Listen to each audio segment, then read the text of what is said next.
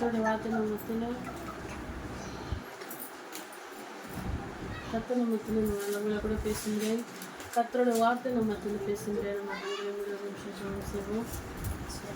சூத்திரம் சூத்திரம் சூத்திரம் சூத்திரம் சூத்திரம் சூத்திரம் சூத்திரம் இசப்பா எங்களுடைய நல்ல பிதாவே உண்மை நாங்கள் துதிக்கிறோம், ஸ்தோத்திரிக்கிறோம். ஆண்டவரே சத்திரிக்க இசப்பா எங்கள் கூட ஆண்டவருடைய வார்த்தையின் பகுதிக்காய் சுபிக்கிறோம்.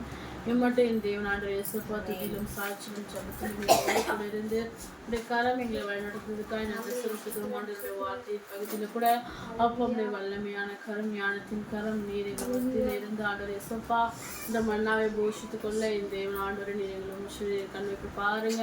எங்களுக்கு பிரயோஜனமாக இருக்க நீர் எங்கள் மத்தியில் நீர் பேசுங்க, நீர் ஆசிர்வதிங்க, நீர் பொருட்படுத்திக் கொள்ளுங்க. இயேசு செபிக்கிறோம் நல்ல பிதாவே. ஆமென். அல்லேலூயா அல்லேலூயா அல்லேலூயா அல்லேலூயா.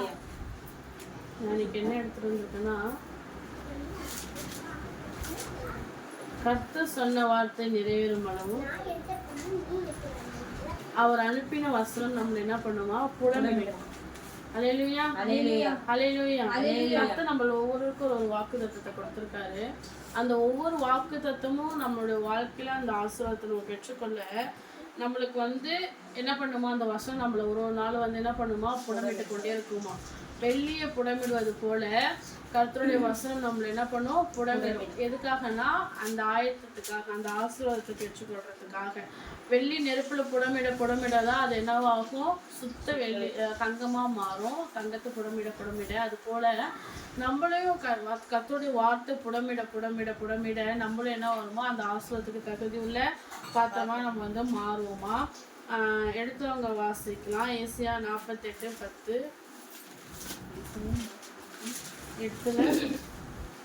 இதோ உன்னை புடமிட்டேன், ஆனாலும் வெள்ளியை போலல்ல, உபத்திரவத்தின் புகையிலே உன்னை தெரிந்து கொண்டேன். இதோ உன்னை புடமிட்டேன், ஆனாலும் வெள்ளியே போலல்ல, உபத்திரவத்தின் புகையிலே உன்னை என்ன பண்ணேன், நான் தெரிந்து கொண்டேன்னு சொல்லி கர்த்தர் சொல்றாரு. அவர் நம்ம ஒவ்வொரு நாளும் நம்மள அவருடைய வார்த்தை நிறைய இடத்துல சொல்லியிருக்கு.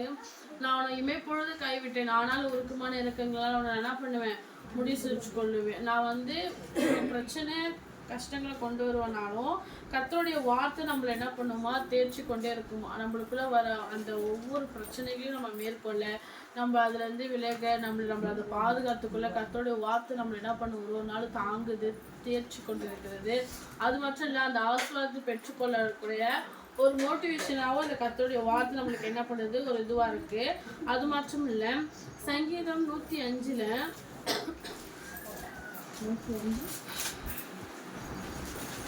19 பாருங்க. கர்த்தர் சொன்ன வார்த்தை நிறைவேறும் அளவும் அவருடைய வசனம் அவரை புடமிட்டது.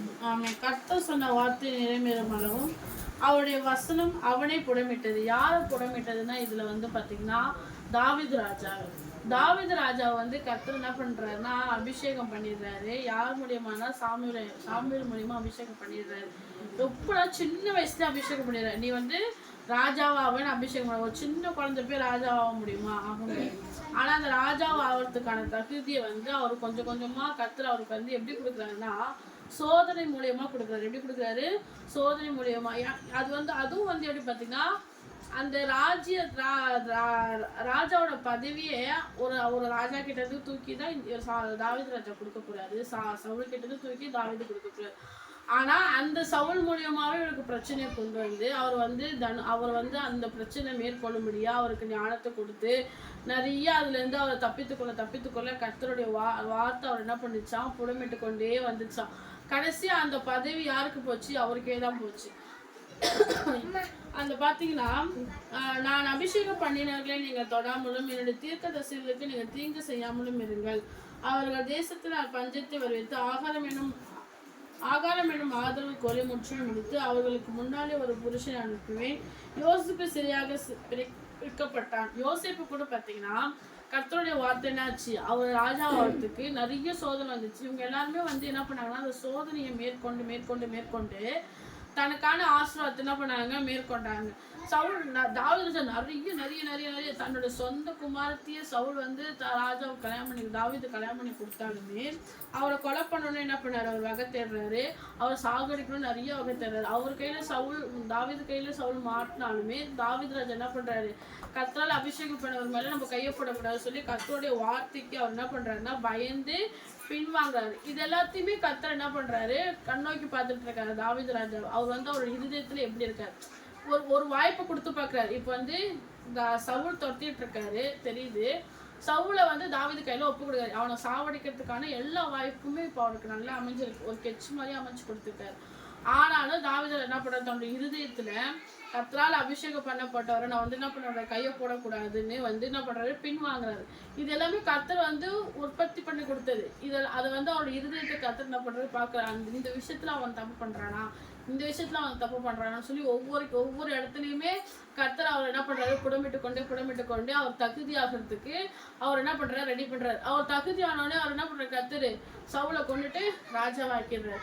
அந்த மாதிரி நம்மளுக்கும் நிறைய பிரச்சனைகள் வந்து வரும். இது எல்லாமே வந்து கர்த்தருடைய நம்மளுக்கு பெற்றிருக்கிற ஆசீர்வாதங்களை நம்ம பெற்றுக்கொள்ளும்படியாய் நம்ம அதுக்கு வந்து தகுதி ஆகும்படியாய் கர்த்தர் நம்மளை வந்து என்ன பண்றாரு, ஒவ்வொரு நாளும் நம்மளை வந்து அந்த சோதனையில இருந்துலாம் புடமிட கர்த்தர் நம்மளுக்கு என்ன பண்ணுவாரு, சோதனை கொடுப்பாரு. அதுல இருந்து தாங்கி கொள்ள பலனையும் கர்த்தர் என்ன பண்ணுவாரு. கண்டிப்பா சோதனை சகிக்கிற மனுஷன் யாரா இருக்காராம், பாக்கியவானா இருக்காராம். கர்த்தர் சோதனையை கொடுத்தாலும் அதை தப்பித்து கொண்டான போக்கையும் என்ன பண்ணுவாராம், கண்டிப்பா கொடுப்பார். தாவீது ராஜாவுக்கு அப்படிதான் சோதனை கொடுத்தாரு, அது தப்பித்து கொள்ளான போக்கையும் அவர் கொடுத்தாரு. எப்போனா அவர் இருதயத்துல கர்த்தருக்கு வந்து பயந்ததுனால, சவுலை கொல்லாம கர்த்தருக்கு பயந்து விலகினதுனால, அந்த விலகினதுனால கர்த்தர் அவர் என்ன பண்ணாரு, அது தப்பித்து கொள்ள சோல்ஸ் உண்டாக்குனாரு, ஆசீர்வாதத்தை பெற்றுக்கொள்ள உண்டாக்குனாரு. அதே மாதிரி யோசேப்பும் பார்த்தீங்கன்னா, யோசேப்பு கூட பார்த்தீங்கன்னா அவர் சகோதரரால தள்ளப்பட்டாலும் அவங்களுக்கு இப்போ நம்மளுக்கு ஒருத்தவங்க கெடுதல் செஞ்சுட்டாங்க,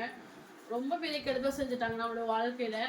ஆனாலும் இப்போ அவங்களுக்கு நம்மளால ஒரு நல்லது நடக்க இருக்கு. அப்போ நம்மளா இருந்தால் நம்ம என்ன பண்ணுவோம், கண்டிப்பா ஒரு அல்ப காரியமா யோசிப்போம், சின்ன விஷயமா யோசிப்போம். அவங்க கிட்ட அவங்களுக்கு ஒரு 50% செய்யணும்னா ஒரு 20 அட்லீஸ்ட் ஒரு 35% செஞ்சுட்டு 15% அதுலேருந்து எடுக்கணும் தான் யோசிப்போம். ஆனால் யோசிப்பு என்ன பண்ணாருன்னா, தன்னோட சகோதரர் அவ்வளோ பெரிய துரோகம் செஞ்சாலுமே அவங்களுக்கு நன்மையானதை தான் என்ன பண்ணார், அவரே செஞ்சார். அவங்களால அவங்க வந்து பிழைக்கும்படியா ஜீவனம் பண்ணும்படியான ஒரு சோர்ஸ் வந்துச்சு. இவர் கொடுத்தாதான் அவங்களால சாப்பிட்டு வாழ முடியும் அப்படின்ற இடத்துல வந்து யோசிப்பு என்ன பண்ணாரு, அதெல்லாம் யோசிக்காம தன்னுடைய சகோதரர்களுக்கு நன்மை செய்யும்படியாய் கர்த்தரை என்னை கொண்டு வந்திருக்காருன்னு அவர் வந்து தன்னுடைய இருதயத்துல உணர்றாரு. கர்த்தரை என்னை கொண்டு வந்து நிப்பாட்டினதுக்கு காரணமே என்னோட சகோதரர் வருவாங்க, இவங்களுக்கு நான் நன்மை செய்யணும் தான் கர்த்தரை கொண்டு வந்து நிப்பாட்டியிருக்காருன்னு அவர் வந்து தன்னுடைய இருதயத்துல உணர்ந்து அவங்களுக்கு நன்மை செய்றாரு. இன்னமும் கர்த்தர் அவர்கள் என்ன பண்ணாரு, அவரை உயர்த்துறாரு, அவரை ஆசீர்வதிக்கிறாரு. அதே மாதிரி பார்த்தீங்கன்னா 1 சாமுவேல்ல 28:17 பாருங்க. 17 கர்த்தர் என்னை கொண்டு சொன்னபடியே செய்து முடித்து ராஜ்யத்தை உன் கையில் இருந்து பறித்து அதை உன் தோழனாகிய தாவீதுக்கு கொடுத்து விட்டார். இந்த இடத்துல வந்து பாத்தீங்கன்னா சவுல் என்ன பண்றாரு, பயப்படுறாரு. அவருக்கு வந்து அவர் செய்யற எல்லா விஷயத்திலுமே தோல்வி, எங்க போனாலும் தோல்வி நடக்குது. அவர் என்ன பண்றாரு, உடனே இறந்து போன சாமுவேலை வந்து அவர் செய்யற காரியங்களை கர்த்தர் ஒருத்தர் வந்து தள்ளணும்னு நினைச்சிட்டாருன்னா எப்படியெல்லாம் பாருங்க. ஒரு ராஜாவா இருக்காரு, ஒரு நாட்டுக்கு ராஜாவா இருக்காரு, தேவனை ஆராதிக்கிற மனுஷனா இருக்கிறாரு. அவர் வந்து புத்தி கெட்டு போய் எப்படி பண்றாருன்னா, ஒரு இறந்து போன ஒரு தீர்க்கதரிசி எழுப்பணுன்றதுக்கோசம் போய் குறி சொல்றவங்களை கூப்பிடுறாரு. குறி சொல்றவங்களை, அது வந்து கர்த்தருக்கு என்னவா இருக்கு, அது ஒரு காரியமா இருக்கு. அவருடைய இருதயம் எப்படி மாறுது பாருங்க அதை மேற்கொள்ள. அப்ப கர்த்தர் வந்து ஒரு கர்த்தருக்கு பிரியமில்லாம ஒருத்தர் செஞ்சுட்டாங்கன்னா, அந்த காரியத்தை ஒருத்தவங்க செய்யறாங்கன்னா கர்த்தர் அவங்களை எப்படி பண்ணிட பாதாளத்துல தள்ளுற அளவுக்கு அவங்களை கொண்டு போய் விட்டுருவார். நம்ம வந்து செய்யற காரியம் எப்படி இருக்கணும், கர்த்தருக்கு பிரியமா இருக்கணும். அப்படி நம்ம கர்த்தருக்கு பிரியமான காரியத்தை செஞ்சோம்னா தாவீதை போல சிங்காசனத்துல அமர செய்வார். கர்த்தருக்கு பிரியமில்லாத காரியத்தை செஞ்சோம்னா சவுலை போல கண்டிப்பா நம்ம என்ன பண்ணுவாரு, பாதாளத்துல தள்ளுவாரு. இவர் என்ன பண்றாரு, சாமுவேல போய் எழுப்புறாரு. சாமுவேல் வந்து ஏஞ்சி எதுக்கு நீ எழுப்புனேன்னு முன்னாடி இருக்க வசனத்துல வந்து சாமுவேல் அது கர்த்தர் உன்னை விட்டு நம்ம எழுப்பினோடனே சாமுவேல் கேட்கிறேன், நீங்க எனக்கு என்னையா கூப்பிட்ட அப்படின்னு கேட்டோடனே, கர்த்தர் எனக்கு ஏன் செய்யறாரு அப்படின்னோடனே, கர்த்தர் உன்னை விட்டு விலகி ரொம்ப நேரம் ஆகுது, உன்கிட்ட இருக்கிற ஸ்தானத்தை தூக்கி உன்னுடைய தோழனுக்கு கொடுத்துட்டாரு, நீ அதுல இருந்து விலகி போயிட்டேன்னு சொல்லி அவனுக்கு வந்து சாமுவேல் சொன்னோடனே அவர் என்ன பண்ணாரு, இன்னும் உடஞ்சி போய் அதுக்கப்புறம் வர போர்ல தன்னைத்தானே என்ன பண்ணிக்கிறாரு, மாண்டு கொண்டு செத்து போயிடுறாரு.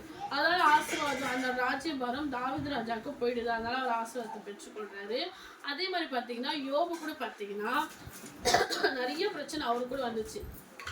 ஆனாலும் நிறைய அவருடைய ஃப்ரெண்ட்ஸ் மூலியமா, மனைவி மூலியமா, உறவினர் மூலியமா நிறைய பிரச்சனை வந்தாலும் அவர் வந்து தன்னுடைய இருதய அளவுலையும் தன்னுடைய உதட்டு அளவுலையும் கர்த்தரை தூஷிக்காம அது இந்த எல்லா அவரோட சரீரத்துல பிரச்சனை, வாழ்க்கையில பிரச்சனை, சொத்து அழிஞ்சிச்சு, குடும்பம் அழிஞ்சிச்சு, எல்லாமே போயிடுச்சு. ஆனாலும் அவர் என்ன பண்றாருன்னா கர்த்தர் மேல நம்பிக்கையா இருக்கிறாரு. 19:25-26 பாருங்க. என் மீட்பர் உயிரோடு இருக்கிறார் என்று அவர் கடைசி நாளிலே பூமியின் மேல் நிற்பார் என்றும் நான் அறிந்திருக்கிறேன்.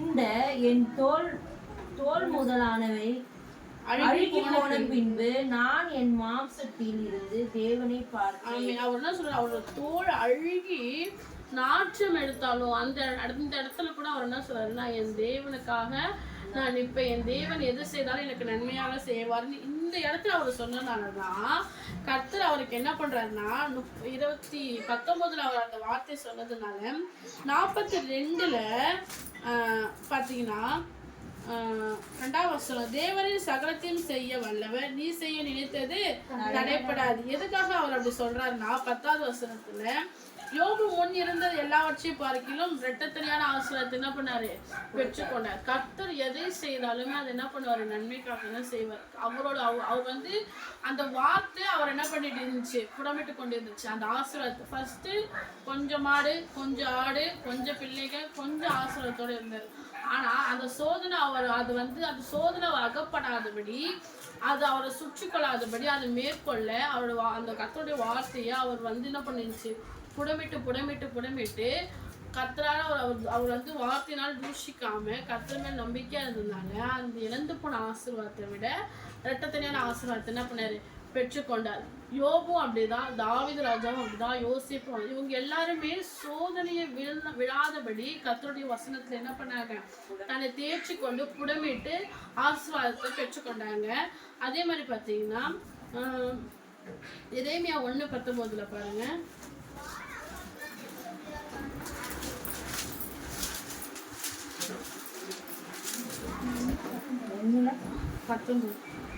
அவர்கள் உனக்கு விரோதமாக யுத்தம் பண்ணுவார்கள், ஆனாலும் உன்னை மேற்கொள்ள மாட்டார்கள். உன்னை ரட்சிக்கும்படிக்கு நான் உன்னுடனே இருக்கிறேன் என்று கர்த்தர் சொல்கிறார். அவர்கள் உன்னை மேற்கொள்ள மாட்டார்கள். ஆமென். அவர் வந்து நம்மளை ரட்சிக்கும்படி நம்மளோடு கூட இருக்க, நம்மளுக்கு விரோதமா எழும்புற எல்லா ஆயுதங்களையும் கர்த்தர் நம்மளுக்கு என்ன பண்ணுவார், நிர்மூலமாக்கும்படி செய்வார். நம்மளுக்கு விரோதமா எழும்புற 7 வழியாய் வந்தாலும் விடுபடுவாங்களாம், ஓடி போவாங்க. கர்த்தர் நம்மளுக்காக யுத்தம் செய்கிற தேவனா இருக்கு. அவரு சொன்னதை செய்யும் அளவு உங்களுக்கு என்ன பண்ண மாட்டாரு, கைவிட மாட்டார். யாக்கோபு கூட கர்த்தருடைய வாக்குத்தத்தம் சொன்னாரு, நான் உனக்கு சொன்னதை செய்யும் அளவு எப்படி வெறுமையாய் ஓடி வந்தாரு, ஒண்ணுமே இல்லாம ஓடி வந்தாரு. ஆனா அவர் வந்து என்ன பண்ணாரு, ஒரு பாலைவனத்துல கல்லு மேல தன் தலையை வச்சு படுக்கும்போது கர்த்தருடைய வாக்குத்தத்தம் அவருக்கு என்ன நடந்துச்சுன்னா, நான் உனக்கு வந்து சொன்னதை செய்யும் அளவும் நான் உன்னை கைவிடுவதில்லைன்னு சொல்றாரு. வெறுமையா போறாரு இங்கேருந்து. ஆனா அவங்க மாமனார் வீட்டுல நிறைய பிரச்சனைகளை, சோதனைகளை அகப்பட்டு அவங்க மாமனார் மூலியமாவே நிறைய 2 வாட்டி 3 வாட்டி அவருக்கு என்ன பண்றாரு, சோதனை கொடுத்துக்கிட்டே இருக்காரு. ஃபர்ஸ்ட் நினைச்ச மனைவி கிடைக்கல, வேற ஒரு பொண்ணை கல்யாணம் முடிச்சது. அப்புறம் திருப்பி அதுக்காக ஒரு 7 வருஷம், அதுக்கு இன்னொரு 7 வருஷம், 14 வருஷம் அவருடைய வாழ்க்கை முடிஞ்சு போச்சு. 2 மனைவி ஆயிடுச்சு, ஏகப்பட்ட பிள்ளைங்கள் ஆயிடுச்சு. அப்பயும் அவருக்கு வந்து சம்பளத்தை ஏற்றி கொடுக்கல, ஒரு அடிமையாவே வச்சிருந்தாரு. இந்த எல்லாத்துக்குமே அவர் என்ன பண்ணாரு, பொறுத்து போனதுனாலதான் அவர் திரும்பி வரும்போது கர்த்தர் அவர் நினைப்பதற்கும் மேலான இரட்டத்தனியான ஆசீர்வாதம் என்ன பண்ணாரு, கொடுத்தாரு. இவங்க எல்லாருமே வந்து சோதனையில் அகப்படாதபடி தன்னை கர்த்தருடைய வசனத்துல என்ன பண்ணிட்டாங்க, தேய்ச்சி கொண்டு புடமிட்டு கொண்டு கர்த்தருக்காக கர்த்தர் சொன்னதை செய்யும் அளவும் என்ன பண்ண மாட்டாரு, கைவிட மாட்டாருன்றத உறுதியா இருந்தாங்க. அவருக்கு கொடுத்த ஒவ்வொரு வாக்குத்தத்தங்களையும் அவங்க எல்லாரும் அதை வந்து நினைச்சு உறுதியா இருந்ததுனால அந்த ஆசீர்வாதத்தை ஒவ்வொருவரும் பெற்றுக்கொண்டாங்க. இதனால கூட நம்மளுக்கு கூட வருகிற சோதனையில இருந்து நாம விடுபட நம்ம விடுபடுறதை விட கர்த்தர் நம்மளுக்கு வந்து இந்த சோதனையில இருந்து நம்மளுக்கு ஒரு ஆசீர்வாதத்தை வச்சிருக்கிறாரு, நம்மளை வந்து புடமிடுறாரு. கர்த்தருடைய வசனம் நம்மளை புடமிட்டு கொண்டு இருக்குது இந்த நேரத்துல அப்படின்னு நம்ம தேய்ச்சி கொண்டோம்னா, நம்ம கர்த்தரை தூஷிக்காம கர்த்தருக்கு விரோதமா சொல்லாம அப்படி இருந்தோம்னா கர்த்தர் கண்டிப்பாக இவர்களை போல சிங்காசனத்தில் நம்மளையும் உட்கார வைப்பார். மற்றவர்களுக்கு முன்பாக பிரமிக்கத்தக்க விதமாய் நடத்துவார். மற்றவர்களுக்கு முன்பாக தலையை நிமிர செய்வார். நாம் ஒருபோதும் வெட்கப்படுத்தாதபடி நடத்துகிற தேவன் நம்மோடு கூட இருக்கும்போது கண்டிப்பாக நம்மளும் தாவீதை போல, யோசேப்பை போல, யோபுவை போல கட்டத்தனியான ஆசீர்வாதங்களை பெற்றுக்கிறோம். கர்த்தர் தாமே இந்த வார்த்தையை ஆசீர்வதிப்பார்கள். எங்களை அதிகமாய் நேசிக்கிற அன்பின் தேவனையும் உண்மை ஸ்தோத்திரிக்கிறோம், துதிக்கிறோம். ஆண்டவரையும் உண்மை ஸ்தோத்திரிக்கிறோம். அப்பா உண்மை துதிக்கிறோம்.